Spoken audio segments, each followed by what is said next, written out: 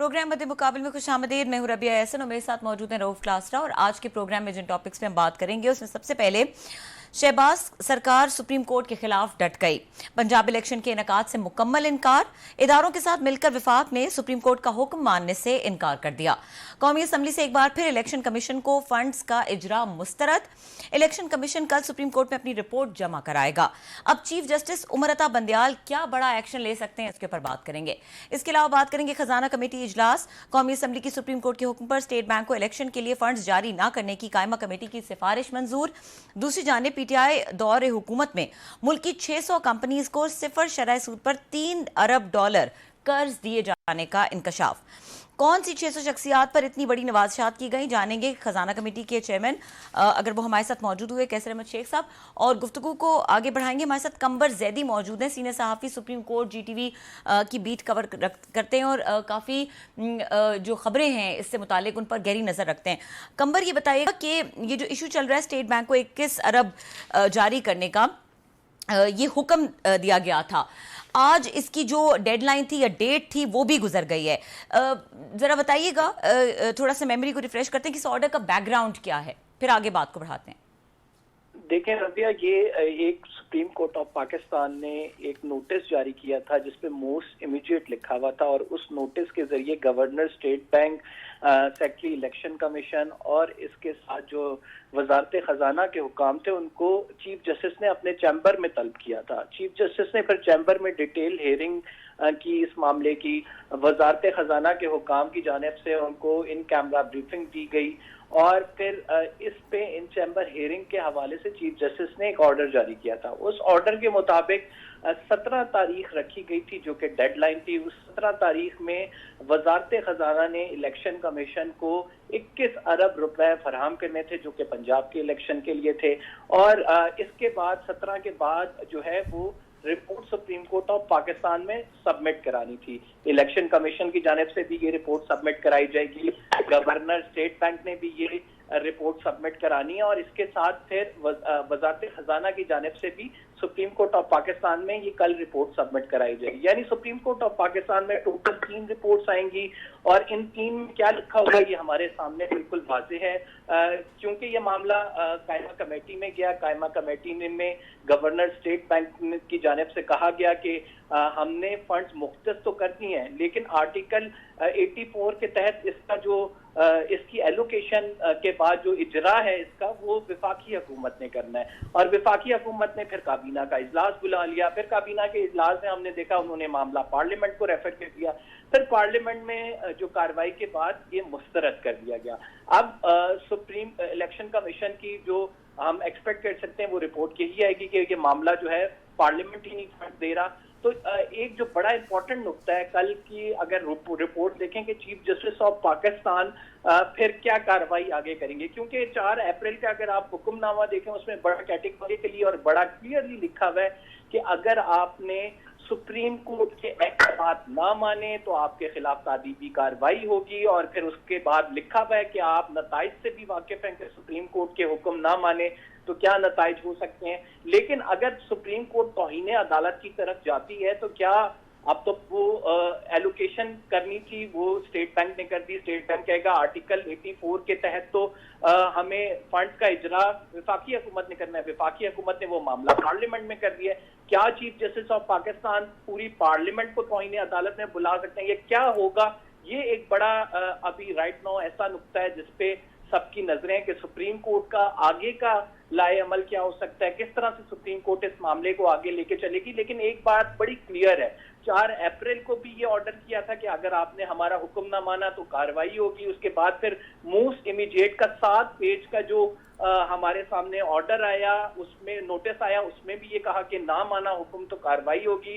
Chief justice ने सितंबर में retire होना है, बड़े लेगेसी को लेके वो अपने बड़े कंसर्न है। तो सुप्रीम कोर्ट ऑफ पाकिस्तान क्या करेगी इस पे सबकी नजरें। लेट्स सी आपने कंबर क्या एक कार्रवाई होती है। आपने कंबर अभी एक लफ्ज यूज किया है जो मुझे थोड़ा स्ट्राइक किया है, उसमें से जो आपने बड़ा कंप्रिहेंसिवली बैकग्राउंड भी बताया और आगे भी आपने कहा कि वो अपनी इसको विरासत को लेके, लेगेसी को लेके वो कंसर्न्ड होंगे।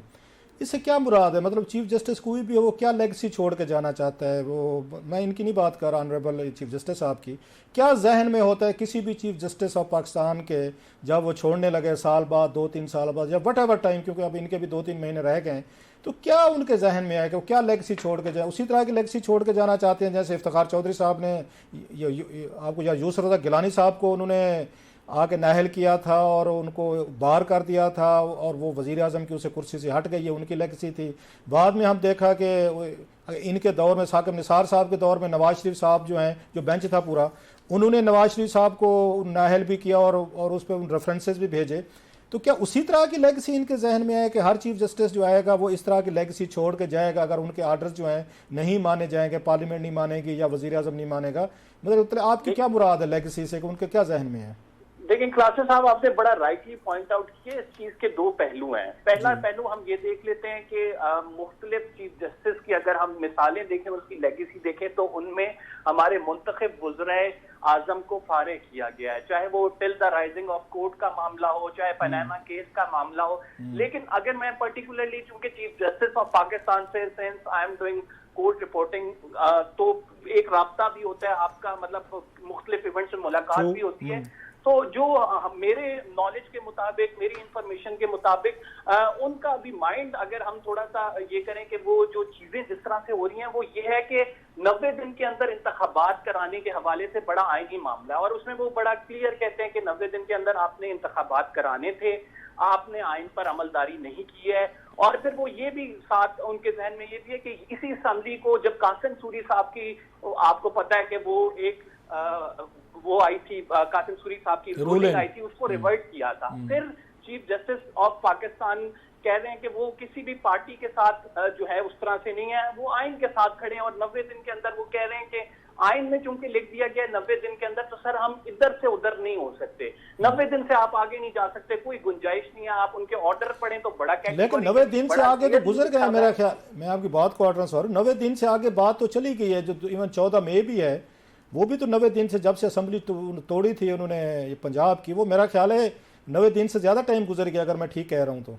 बिल्कुल, आप क्लासा साहब अगर आप मुझे आंसर का थोड़ा सा वक्त देंगे, मैं आपको इसमें समझा पाऊंगा कि जब चीफ जस्टिस ऑफ पाकिस्तान इस केस की समाअत कर रहे थे, तो उनके सामने जब फैक्ट्स एंड फिगर रखे गए, तो चीफ जस्टिस ने पूछा कि हम काफी दिन से इंतजार कर रहे थे, हमारे पास पहले भी एप्लीकेशन आके पड़ी हुई थी, लेकिन हमने इस पे सू मोटो नहीं लिया। जब सप्तान खान की जानिब से एप्लीकेशन आई, एक स्पीकर असेंबली, साबिक स्पीकर असेंबली लेके आया, तो फिर हमने जो है ये जरूरी समझा कि इस मामले को देखा जाए। उस टाइम पे समाअत करते हुए चीफ जस्टिस ने कहा कि मैं कोई ऐसा ऑर्डर नहीं देना चाहता कि जिसकी इम्प्लीमेंटेशन ही मुमकिन ना हो। ऑलरेडी आपको पता है कि उस टाइम काफी डेज गुजर गए थे। चीफ जस्टिस ने वो तमाम चीजें देख के, उस टाइम बहुत सारी मिसालें भी कोर्ट के सामने आई, जैसे बेनजीर साहबा की शहादत के बाद चीफ जस्टिस ने कहा कि इलेक्शन डिले हुए थे, लेकिन उसमें तमाम लोगों का कंसेंसस था कि इलेक्शन डिले होने चाहिए।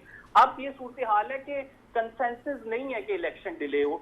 एक पार्टी आपके पास आई है कि सुप्रीम कोर्ट आइन पर अमल दरामद करते हुए 90 रोज जो है उसमें इलेक्शन को यकीनी बनाए। तो लिहाजा एक मुल्क में, वैसे ही उन्होंने कहा कि मुल्क में एक पोलराइजेशन की फजा है, क्यों, ऐसे में हमने जो है आइन के साथ खड़े होना है, और हम बड़ा वाजे कह रहे हैं कि 90 दिन के अंदर हमने इलेक्शन। अच्छा कमर, थोड़ा सा आगे चलते हैं, कमर थोड़ा सा आगे चलते हैं। बड़ा आपने ब्यूटीफुली यू एक्सप्लेन इट, बड़ा मेरा ख्याल सबको समझ आ रही होगी जो बातें आपने बताई हैं।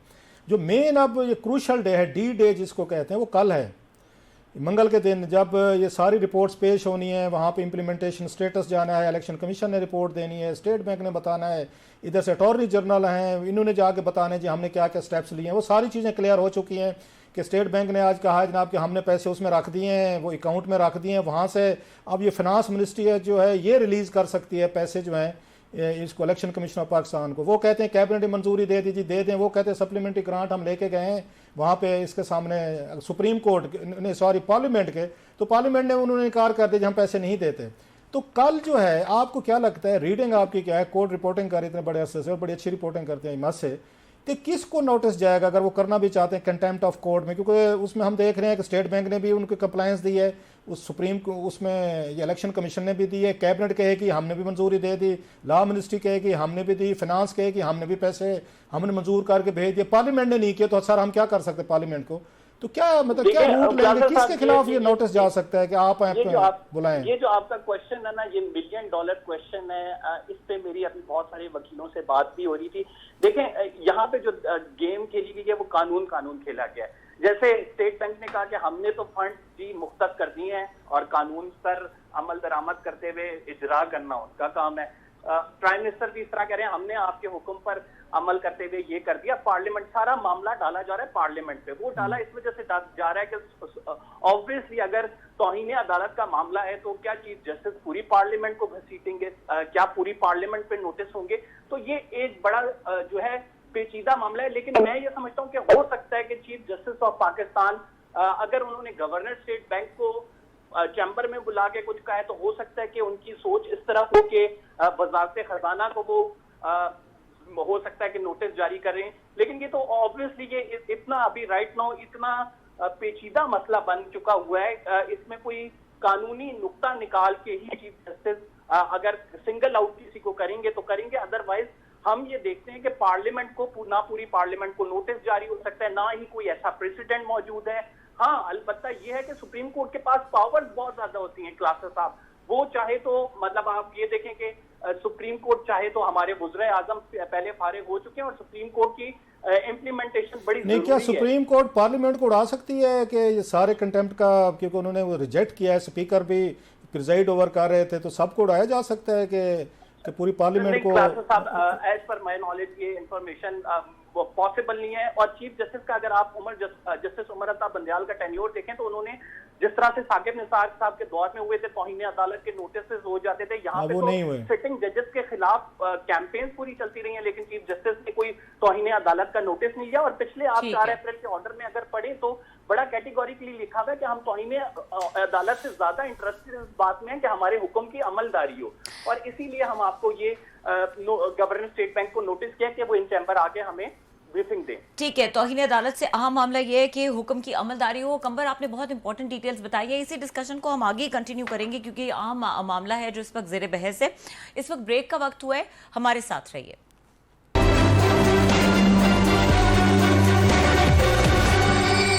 वेलकम बैक और डिस्कशन को आगे बढ़ाएंगे। हमारे साथ स्टूडियो से मौजूद हैं कैसर शेख साहब, चेयरमैन कौमी असेंबली फाइनेंस कमेटी, और क्लासेस साहब ओवर टू यू। शेख साहब ने टाइम दिया, आज इंपॉर्टेंट डे है, जिस तरह वो बता रहे थे। इनका शुक्रिया इसलिए भी ज़ाती तौर पर बनता है चेयरमैन साहब का कि खुद ये तशरीफ लाए हैं स्टूडियो में आना, चीज़ें करनी। We are honoured and grateful. Sir, आज मैं भी कमेटी मीटिंग में था, बड़ी इंपॉर्टेंट मीटिंग थी फाइनेंस कमेटी की, बहुत सारे जर्नलिस्ट भी आए हुए थे, बल्कि फुल कमेटी थी मस से। प्रोसीडिंग भी रही, अटॉर्नी जनरल साहब भी थे, इसमें लॉ मिनिस्टर साहब भी थे, उसमें और भी बहुत सारे, बरजीज़ तैयर साहब ने अच्छी बातें की, मूसा गिलानी साहब, नवीद कमर साहब, आपने खुद बड़ा उसको अच्छे तरीके से कंडक्ट किया। तो की जा रही थी कि शायद आप लोग जो हैं इसको रिजेक्ट करेंगे, ये जो डिमांड आई थी कि ये पैसे रिलीज़ करने की। लेकिन आफ्टर डिस्कशन यू डिसाइडेड कि नहीं जी, हम इसको रेफ़र कर रहे हैं बैक टू द पार्लियामेंट। जो मुझे समझ आई है वो इस पे बैठ के फैसला करे जब आपको एडवाइस कीजिए। इस पे तो आप मुझे अभी बताएंगे कि आप लोगों ने फैसला क्यों किया, खुद नहीं किया। इससे पहले इंपॉर्टेंट चीज़ ये है कि इसहाक डार साहब जो हैं, जब से फाइनेंस मिनिस्टर बने हैं वो कमेटी में नहीं है। मैं जब भी कमेटी में इसहाक डार साहब को मैंने नहीं देखा, ना वो सेनेट की कमेटी में जाते हैं, ना वो आपकी कमेटी में जाते हैं। तो लंदन से ये क्या करने आए थे? ये इंपॉर्टेंट कमेटीज़ हैं आपकी, वहाँ तो आते नहीं है। तो आपकी अथॉरिटी जो है, आप समझ नहीं रहे कि उसको अंडरमाइन करते हैं। डार साहब कोई इंपॉर्टेंस नहीं है, इतना बड़ा अहम इशू था, आज आए नहीं है वो। देखिए, डार साहब से पहले मिफ्ता इस्माइल साहब ने 1 साल जो हो गया हमारा, वो भी नहीं है, तो वो भी नहीं आए, और डार साहब भी। और हम मुसलसल आपको आज भी हमने उसको कंडेम किया, उनको कहा कि उनको क्यों नहीं आ पाते। अगर इसका मतलब ये है कि कमेटी की फिर हमने ओवरसाइट करनी है ना, हम कैसे जब तक, और फिर वो हमें बताते भी नहीं। मसलन सबसे अहम मामला इस वक्त पिछले 4-6 महीने से, साल से IMF से चल रहा है। तो IMF के साथ क्या बातचीत हो रही है ये किसी भी कमेटी वाले या किसी भी असम्बली के मेंबर को नहीं पता। अव्वल तो जो IMF से बातचीत कर रहे हैं उनमें एक भी नेशनल असम्बली का मेंबर नहीं है, अपार्ट फ्राम आयशा गौस साहबा के, और कोई नहीं है वो। अच्छा, आपका जो बजट है ना, आपका आईन कहता है कि बजट और फाइनेंशियल मैटर्स जो है आपके पास है, वो नेशनल असम्बली, सेनेट के पास भी नहीं है नेशनल असम्बली। मैं समझता हूँ हमारी तबाही इसीलिए, जो तबाह हो गया, हम तबाह हो गए। हमारे 76 साल में हमने मिजरेबल इकनॉमिक पॉलिसीज में रिजल्ट दिए हैं। तो ये है इसीलिए कि आपके जो एक्चुअल लोग हैं, जिनका स्टेक है, जो इलेक्ट होते हैं, आपके फाइनेंस मिनिस्टर तो वो आपने नहीं प्राइम होते। मिनिस्टर साहब से बात नहीं की, कोई लेटर नहीं लिखे प्राइम मिनिस्टर शहबाज शरीफ साहब को, कहा नहीं है कि भाई साहब अगर आपके अपने वजीर हुकूमत के, आप भी क्योंकि हुकूमत के ही उनके एमएनए हैं, अगर वो इंपॉर्टेंस नहीं देंगे कमेटीज़ को, आप लोगों को नहीं देंगे इलेक्टेड, ये सिर्फ यहाँ प्राइम मिनिस्टर बनने के लिए, वोट लेने के लिए इंपॉर्टेंस देते हैं, वहाँ पे डिस्कशन के लिए, डिबेट के लिए, आपको अकाउंटेबिलिटी के लिए नहीं आते। आपने कोई उनसे बात नहीं की शहबाज मैंने शरीफ जी साहब से? उनसे रेगुलर बात की, मैं उनसे व्हाट्सएप पे रेगुलर टच में हूँ, और कल मैं लाहौर में 1 घंटा उनसे 1 to 1 मुलाकात रही। तो आपने ये इशू रेज किया? बिल्कुल, ये भी इशू रेज किया। उसके अलावा ये इशू रेज किया कि 15 महीने से स्टेट बैंक, ये नेशनल बैंक एक ही बैंक है जो हुकूमत के पास। जी। फाइनेंस मिनिस्टर ने क्या करना होता है, एक IMF तो नहीं होता है, मुल्क की इकानमी को संभालना है। 15 महीने से एक जो बैंक है जो हुकूमत के पास, उसका प्रेसिडेंट नहीं बना। अच्छा, 12 महीने से एग्रीकल्चर बैंक का प्रेसिडेंट नहीं बना। अच्छा 25-30% जो स्टकअप हो गया लोन नेशनल बैंक का, लोग वापस ही नहीं करते जब प्रेसिडेंट ही नहीं होगा, है ही नहीं प्रेसिडेंट। अच्छा, 15 महीने से एक ही बैंक है पूरे टोटल कितना लोन बनता है, कोई अमाउंट का कोई है अंदाजा आपको जो नेशनल बैंक के कर्ज वापस नहीं हुए? एग्जैक्ट मेरे पास तो नहीं है फिगर, लेकिन मैं आपको बताऊं ना कि इनका और जो इक्विटी है ना, आप मंगवा लीजिएगा मुस्लिम कमर्शियल बैंक और नेशनल बैंक की, ऑलमोस्ट जो है ना वो 50% नेशनल बैंक की ज़्यादा इक्विटी है उनका नेशनल बैंक। अब इनकम दोनों की बराबर है, एक्सपेंडिचर्स उनका ज़्यादा, यानी नेट रिजल्ट हर बार उनका मुकाबला नहीं। एक प्राइवेट बैंक है, एक गवर्नमेंट बैंक है। गवर्नमेंट के काबिल तरीन लोग उधर होते हैं ना। तो मेरे तो पहले दिन से काम है, कहना है कि गवर्नमेंट का कोई इदारा भी हमारे यहाँ काम नहीं कर रहा। हमारी जो महस हुई ना, तो ये मैंने ये भी डार साहब की भी बात की कि बिल्कुल हमारे यहाँ कमेटी में आते ही नहीं है। और तो क्या जवाब दिया शहबाज शरीफ साहब ने डार साहब पे, क्योंकि बड़ा सेंसिटिव मामला है उनका, रिश्तेदारी भी है, तल्लुक भी है। देखिए, वो आपको पता है शहबाज शरीफ साहब नहायत शरीफ आदमी है, वो किसी के बारे में उन्होंने सुन लेते हैं, और उन्होंने लेकिन उन्होंने कल बेबस हैं वो इसाक डार साहब के सामने? बेबस नहीं है, लेकिन बात ये है कि उन्होंने सबको लेके, इतना आसान काम नहीं है जो मौजूदा वज़ीर आज़म काम कर रहे हैं ना पूरी कोलिशन गवर्नमेंट के साथ मिल के। ये मैं समझ तो पता नहीं, ये उनका ही हौसला है और हिम्मत है जो वो सबको साथ, अभी तक देखिए ना हमारे साथ तो 4 आदमी वो मिल के आपस में काम नहीं करते, पूरे मुल्क की कोलिशन 2-3 वोटों से हम बने हुए हैं ना, तो लेकिन उन्होंने सबको अभी तक बांध के रखा हुआ है। अभी मेरे ज़िम्मे कल उन्होंने मुझे कहा कि आप बिजनेस कम्युनिटी को और एक्टिव करें, और वो कराची आना चाह रहे हैं। आज वाली मीटिंग पे आते हैं, बड़ी इंपॉर्टेंट मीटिंग, और 1-2 और भी सवाल आते हैं। $3 अरब का जो उन्होंने 0% पे उस कर्जे दिए गए, वो बहुत बड़ी स्टोरी है, वो सामने उस पर बात करते हैं। तो सर, आज की कमेटी की मीटिंग में आप लोगों ने फैसला क्यों नहीं किया? क्या कोई डर गई कमेटी के सुप्रीम कोर्ट हमें ना बुला ले जी, आप लोगों ने कैसे रिजेक्ट किया, लिहाजा पार्लियामेंट पे डाल दिया आपने सारा कि आप जाएं और वहाँ पे करें? हमने तो पहले ही फैसला किया हुआ है, इससे पहले ही कमेटी में आ चुका है, हम उसको रिजेक्ट कर चुके हैं। हमारे रिजेक्शन के बावजूद उन्होंने कहा स्टेट बैंक को कि आप पैसा दे दें। हमने ये मिनट्स हमारे आपके पास हैं, हमने ऑलरेडी, हम डरने की बात नहीं है। 21 अरब रुपए उन्होंने कहा स्टेट बैंक को, तो स्टेट बैंक वालों ने कहा कि हमने एलोकेट कर दिए। अब वो फिर हमारे पास आए, तो हमने तो इसीलिए तो मैंने रखी है 100 मोटो मीटिंग रखी है। मुझे तो किधर नहीं कहा, यही मैंने देख के कि उन्होंने स्टेट बैंक को कहा है। मैंने कहा आप कोई मसला है उनका तो हम समझें, सबको मिला के डिस्कस करें। देखिए, हम इज़्ज़त करते हैं ऑनरेबल सुप्रीम कोर्ट की, मकसद तो मुल्क को सही तरीके से चलाना है। जिसका जो डोमेन है, हम ये समझते हैं कि फ़ंड की एलोकेशन उनका, मेरे ख्याल में, आज मैं भी रॉन्ग, वो मेरे से कानून ज़्यादा जजेज हैं, मेरे ख्याल में उनका ये काम नहीं है। ये काम नेशनल असम्बली का है कि किसको कितने फ़ंड देने हैं। हमने एक बजट बनाया होता है, बजट बनाते हैं, उसमें एलोकेट करते हैं, हर चीज़ के लिए जो फंड्स होते हैं उसका एलोकेशन होती है। अब जो चार्ज फंड है ना, वो तो तनख्वाहें या ये रहेगा, वो तो रूटीन में होते रहते हैं। अब देखिए, ये उसके अलावा एक्सपेंडिचर्स है ना, तो हमने ये आज मीटिंग इसलिए रखी कि क्योंकि स्टेट बैंक को उन्होंने कहा था कि आप दे दें, तो हमने कहा कि स्टेट बैंक से पूछ लें कि क्या मामला है उनका, इसीलिए सबको बुलाया था, कानूनी कार्रवाई भी। और फिर हमने उसको बड़े सही तरीके से, क्योंकि असल काम ये कौमी असम्बली का है, कौमी असम्बली बजट बनाती है, उनका काम है ये अप्रूव करना, हर एक का अपना काम होता है ना जी। तो ये हमने कहा कि थ्रू फाइनेंस मिनिस्ट्री आप जाएं, कैबिनेट में एक नया बिल बनवाएं और मनी बिल बना के आप लाएं असम्बली के बाद, अगर पास कर देती है आपका काम तो सर आपने बड़ी, एक तो मैं चीज़ अप्रिशिएट करना भूल गया कि आपकी कमेटी के आज इजलास से पहले तो बड़ा बज़ वर्ड था, दबाव भी था शायद आप पे कि इसको ना अगर इन कैमरा कर दें, सहाफ़ियों को उठा दें, ना बिठाएं, दबाव था आप पे। बट आई मस्ट से कि आपने और आपके मेंबर्स ने उस पर वो लिया जी, हमारे पास कोई ऐसी चीज़ छुपाने को नहीं है, पब्लिक एक इंपॉर्टेंस का मैटर है, बैठने दें। तो इसलिए मुझे तो बड़ा उस वक्त ये टेंशन हो रही थी कि मैं उसके बाद शहरी के बाद 3-4 घंटे के बाद मैं उस पर अलार्म लगा के सोने का अपनी नींद खराब करके आया। मुझे तो वो वहाँ पे बुखार हो गया कि मैं इन कैमरा होगी तो हमारा तो दिन किया जाए। मैंने ये स्टैंड लिया, देखिए मैं आपको अप्रिशिएट करूंगा, मैंने ये स्टैंड इसलिए लिया, ये देखिए ना उसमें कोई ऐसी बात थी नहीं। और दूसरी बात ये, अगर हम इन कैमरा करते तो कई किस्म की र्यूमर्स फैलती कि ये हो गया वो हो गया। जो चीज़ें सामने है, मुल्क का मामला है और कोई हमने कुछ छुपाने की बात। और आप देखा कोई किसी किस्म का वहाँ यूनानिमिटी थी। बड़ी खूबसूरत, मैंने एजुकेट हुआ, मुझे बहुत सारी चीज़ों का अगर नहीं पता था वहाँ पे। जब मैंने अटॉर्नी जनरल साहब की, लॉ मिनिस्टर की, आपकी, अगर मैंने उसको बर्जीज तैर मूसा साहब और फिर नवीद कमर साहब या और बहुत सारे वहाँ पे, मैं इवन आयशा गौस बैठी थी या अटॉर्नी जनरल वगैरह या ऑडिटर के, मुझे बड़ी एजुकेशन हुई। सर इसमें जो एक चीज़ आ रही है, समझा जा रहा है कि हुकूमत ने बड़ा स्मार्टली उन्होंने अपने आप को दरमियान में से निकाल लिया है। मतलब कैबिनेट ने भी अप्रूवल दे दी उसको, अटॉर्नी सॉरी आपके ये हो गए, गवर्नर स्टेट बैंक ने भी पैसे दे दिए, सारे महकमे आपके एग्जेक्टिव ने कहीं पे जो मुझे फील हुआ है उन्होंने डिफेंस नहीं की। जो सुप्रीम कोर्ट ने कहा है वैसे ही किया गया है। अब उन्होंने मैटर वहाँ उसमें उस पार्लियामेंट के जरिए उन्होंने उसको रिजेक्ट करवा दिया, स्मार्टली, वेरी स्मार्टली।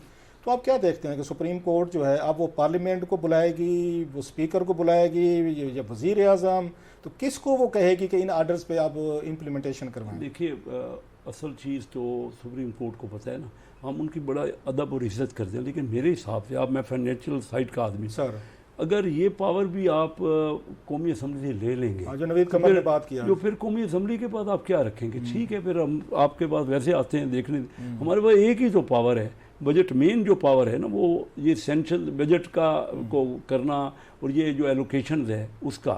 और अगर ये भी सुप्रीम कोर्ट कह देगी इसको ये दे दो, तो सर इसका क्या निकलेगा? आप भी डट गए, मतलब हुकूमत भी डट गई है, पार्लियामेंट भी डट गई है, सुप्रीम कोर्ट भी डट गई है, अवाम इस वक्त जितने परेशान है उनको समझ नहीं आ रही। तो ये फिर क्या, मतलब कल क्या होने वाला है? फिर हुआ क्या है कलासरा साहब, इसका हल निकल आएगा। अच्छा, ये क्योंकि पहली बार हुआ है कि सूबे के इलेक्शन अलग हो रहे और एलोकेट नहीं हुआ। लेकिन अगले इलेक्शन होंगे, हम अगले साल उसके इलेक्शंस का अमाउंट रख देंगे, वो तो बजट में रखेंगे। इस बार बजट में एक्सपेक्टेड नहीं था, इलेक्शन तो बजट में नहीं था। ये पहली बार हो रहा है कि अलग इलेक्शन तवक्को हो रहे हैं। कोई ना, ये शायद उस प्रोविजन में किसी में आ नहीं रहा। नहीं सर, एक इतराज़ ये भी आया है शेख साहब कि ये पहले सप्लीमेंट्री ग्रांट जो मतलब डिमांड रेज की कि सप्लीमेंट्री ग्रांट्स वज़ीर आज़म इनकी या फाइनेंस इनके अप्रूवल दे देते थे कि बाद में बजट में अप्रूव करें, और भी होंगी सप्लीमेंट्री ग्रांट जो बजट में अभी अप्रूव होंगी। इस एक पे क्यों पहले इजलास बुला के इसको रिजेक्ट किया गया? इसको आखिर तक क्यों नहीं लेके गए कि जब ओवरऑल ये बजट आएगा और उसी में बाकी के साथ ये सप्लीमेंट्री ग्रांट भी करा लेंगे? बड़ा वैलिड है ये। पिछली अगर कमेटी आपने अटेंड की, मैंने खुद ये पॉइंट उठाया सर कि क्या वजह है कि आप मनी बिल पहले तो हमारे पास लाते नहीं, स्टैंडिंग कमेटी फाइनेंस पहली बार आया, या तो अगली बार आप वायदा करें कि हर बार लाएंगे, और हर डिमांड लाएंगे, बजट का हर बार लाएंगे, बजट का हमें कुछ नहीं बताते। हमारी एतराज ही यही है थ्रू आउट रहा कमेटी में कि हमारे पास तो आप कुछ भी नहीं लाते। मेरा अपना एतराज है कि बजट आप पास कर लेते चंद बंदे, ऊपर ब्यूरोक्रेट और फाइनेंस मिनिस्टर, असम्बली को पता ही नहीं, बनाने वाले असम्बली है, पास असम्बली ने करना है। असम्बली बजट की फॉर्मेशन में इवन मेरा, देखिए मैं कलासरा साहब बड़ा इसमें सेंसिटिव हूँ। मैंने 20-21 साल चैम्बरों में गया हूँ। पाकिस्तान में चैम्बर्स, इतने चैम्बर्स को रिप्रेजेंट शायद ही किसी ने किया हो। Karachi chamber of commerce industry का मैं प्रेसिडेंट था। मेरा मरहूम बेटा इरफान कैसर शेख लाहौर गया, तो वो Lahore chamber of commerce industry का पब्लिक लोगों के वोट लेके, बिजनेसमैन के वोट लेके प्रेसिडेंट बना। मेरा first cousin Zahid Aslam, Mian Zahid Aslam, Faisalabad chamber of commerce industry का सदर बना। हम लोग वो गए कि इन लोगों के जो मैंडेट है उसको उसके, और जब हमने देखा कि वहाँ कुछ भी नहीं होता, कोई हमसे पूछता नहीं, हम जो रिकमेंडेशन करते हैं उसमें अमल नहीं होता, फिर मैं गया ये सोच के, मैं आपको बिल्कुल सही कह रहा हूँ, मेरा और कोई मकसद नहीं था। इस पे आते हैं जरा, जो बड़ा एक स्कैंडल आया है जिसको आपने टेकअप किया और बड़ी बहादुरी से। 2 बड़े स्कैंडल थे।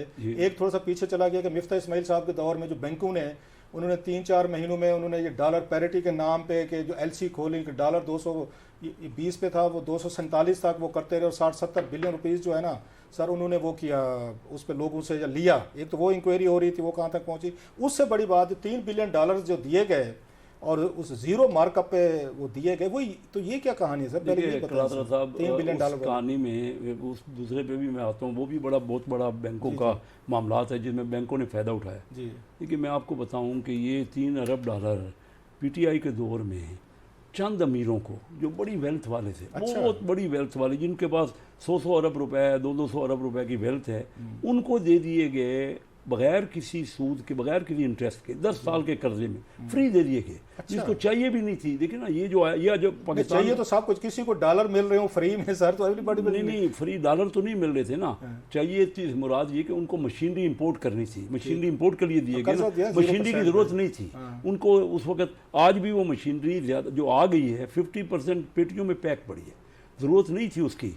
वो मंगा लिए गए जब फ्री मिल रहा हो। जब यही तो आज रोला पड़ा है, जो आपके पास डॉलर नहीं है। फाइनेंसिंग की है इन्होंने, 0% पे डॉलर दिए हैं उन कंपनीज को कि बाहर से इन्होंने इंपोर्ट की ना, इंपोर्ट की और पैसा फॉरेन एक्सचेंज तो चला गया बाहर। इंपोर्ट की ना, मशीनरी इंपोर्ट के लिए दी गई कि हमारी मशीनरी आएगी और हम एक्सपोर्ट बढ़ाएंगे, हमारी एफिशिएंसी बढ़ जाएगी। से कर्ज लिया था या उनके अपने डॉलर थे जो उन्होंने? कर्ज तो कर्ज उनका कोई डॉलर नहीं था अपना, सब कर्ज लिया गया स्टेट बैंक से। अच्छा। जब कोविड के लिए आई ना रकम, जो आई, जो कर्जा कोविड के लिए आया, वो चाहिए तो था कि एसएमईज पे लगाएं, एग्रीकल्चर को डेवलप करें। इन्होंने बड़े बड़े लोगों को, वो क्या होता है आपके मुल्क में तो आपको पता है किस तरह दिए जाते हैं। जिनके बैंक से तल्लक थे ना, उन सेठों ने बैंक से ले लिए 1, 2, 3%, किसी ने 1, किसी ने 2। कराची लाहौर के थे, कहाँ के थे ये? सब कराची लाहौर के होते। पूछ रहे हैं हम उनसे, अब बताएं, निकल आएगी सारी फिगर। मेरे तो सारे तल्लक वाले हैं, बहुत से लोगों को मैं जानता हूँ जाती तौर पर जिन्होंने लिए हैं। सारे बिजनेसमैन देखे ना, मैं तो आज से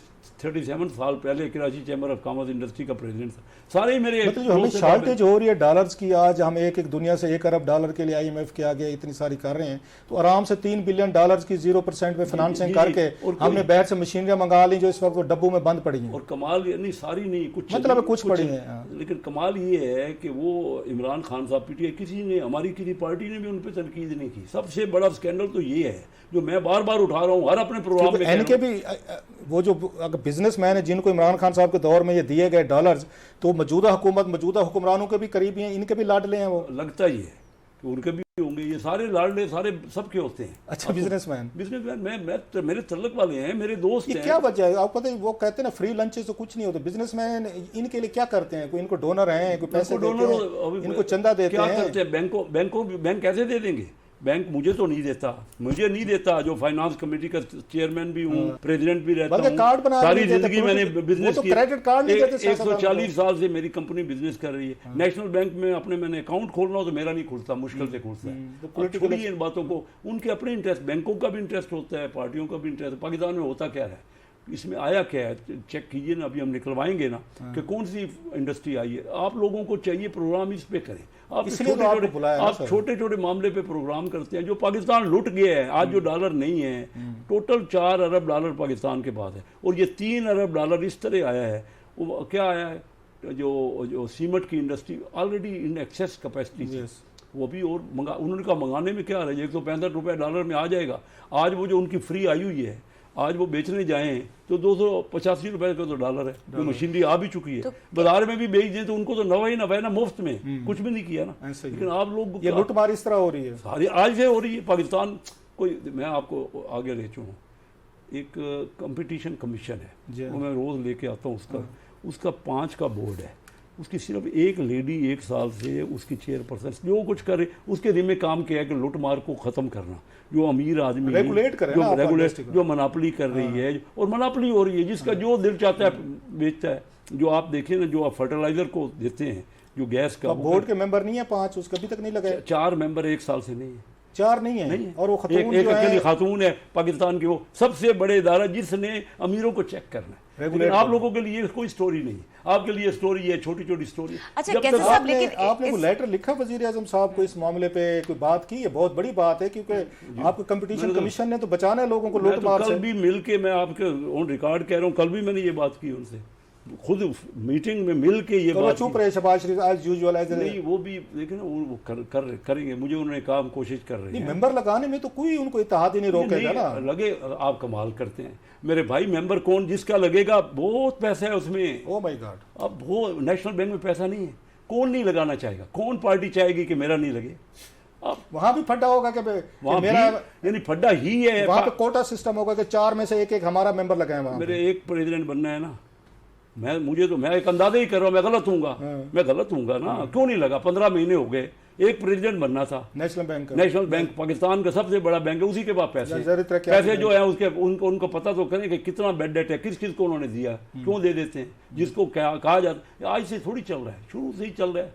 पाकिस्तान लुट रहा है, पाकिस्तान नहीं आगे, हम लोग खुद ही नहीं चाह रहे, सारे के सारे इस मामले आप में। तो बड़ा लेकिन कैसा गवर्नमेंट आपकी है, सिनारियो बता रहे हैं जी, रबिया पूछें। गवर्नमेंट आपकी है, अब ये तो टाइम है तो जिस मैं टाइम क्या पे करूं, आप मेरी एक्शन ले गवर्नमेंट है, सकते तो हैं। मैं कह तो रहा हूं, और क्या करूं, मैं आपके थ्रू सारी बातें कर रहा हूं। गवर्नमेंट से मुराद मेरे हाथ में तो 1 रुपया भी नहीं है। मेरी गवर्नमेंट से मुराद क्या, मैं चीख रहा हूं, चिल्ला रहा हूं, रो रहा हूं, 50 साल से कोशिश की, तब भी मैं कह रहा हूं कि मेरा एक कोमा फुल स्टॉप भी नहीं होता। मेरी गवर्नमेंट से मुराद क्या, मेरा क्या चलता है, यानी क्या मैं करूं, यही वजीर आज़म साहब को बता सकता हूँ ना। सही। मैं रेज कर सकते हैं, मैं इसको 51 agitate साल करते से हैं। इस तरफ कर रहा हूँ कि मैं कोशिश करूँ कि पाकिस्तान को मामूली सा बेहतरी की ठीक है। तरफ को कोशिश कर। मैं कोई चीज़ मुझे बनाए ना, मुझे मिफ्ता इस्माइल क्यों बन गए फाइनेंस ठीक है। मिनिस्टर, मिफ्ता इस्माइल तो का आपको credit- फाइनेंस मिनिस्टर क्यों नहीं बने, हालांकि आप बड़े स्ट्रांग कैंडिडेट थे। फिर finance वही minister। बात आप यार मैंने कहा सारा आपका दिल आप की सारी जरा- बात ठीक है। समझते हैं, आपकी जरा आप थोड़ी मेरे सी- से मजाक कर रहे हैं। नहीं, मैं मैं दुख नहीं की बन बात छेड़ूंगा सकता, मैं आपकी। नहीं बन सकता, क्योंकि आप जैसा बंदा जो इतना जानता है, दिल में दर्द है आपके सर, मेरे ख्यालात आपके सामने हैं। हाँ। मैं बन सकता हूँ, बनना चाहिए, वाई नॉट सर। है सर जी। मेरी बड़ी ख्वाहिश है, मैं उसी के लिए दिन रात लगाता हूँ, लेकिन मैं बन नहीं सकता। बहरहाल आप आवाज उठाते रहें, ये भी बड़ी बात होती है। आप अपने ठीक है। अपने हिस्से का हक अदा कर रहे हैं जब तक सर। आवाम इन लीडरों को जिंदाबाद, जो लीडर डिलीवर करे, कोई भी करे, उसको जिंदाबाद जरूर करना चाहिए। अवाम तो जब ये सारे काम मैं आपको बता रहा हूँ, फिर अवाम उन्हीं के साथ है, मेरे साथ तो नहीं है, आपके साथ तो नहीं है। ठीक है। डेमोक्रेसी में तो अवाम उन्होंने बनाने हैं ना, चलो अवाम भुगते फिर। वो नहीं, भुगते मजे अल्लाह करें। ना, अवाम अल्लाह करे समझ चसा आए। चाहे फिर ये चसा ना चाहे। के भुगते, अच्छा अल्लाह समझ करे आए, उनको सॉरी, समझ आए। Thank you very much for ये करेक्टिंग मी सर। बड़ी मेहरबानी, आपने बड़ा इंतहाई जी। विश कि आपसे पूरा एक लंबा इंटरव्यू को, बड़ा मजा है आपसे बात करके। जी, बस कैसा? Very frank, very candid and very honest. सीधी बात है। कैसर शेख साहब हमारे साथ मौजूद है स्टूडियो में। बहुत शुक्रिया कैसर साहब, आपने हमें टाइम दिया और यहाँ पे प्रोग्राम का वक्त खत्म हो गया। देखने के लिए शुक्रिया, इजाजत दीजिए, अल्लाह हाफ़िज़।